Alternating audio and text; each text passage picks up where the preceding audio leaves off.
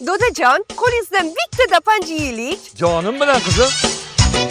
Men bugun Bekzadi oilaviy restoraniga keldim. Bu yerda Uyg'ur oshxonasining eng go'zal taomlaridan biri dapanji tayyorlaymiz. Tovuq go'shtini bo'laklarga ajratib, ketidan sabzavotlar va zanjabilni ham to'g'rab olamiz.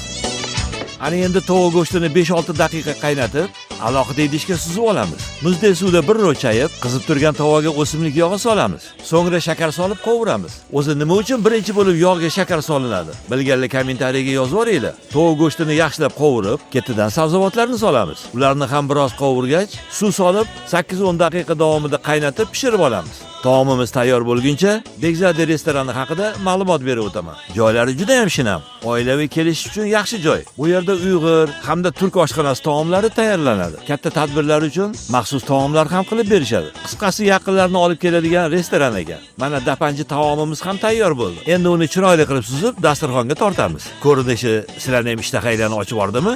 Dodajon, qo'llaringiz dard ko'rmasin, juda ham chiroyli chiqibdi. Oling qizim, yoqimli ishtaha.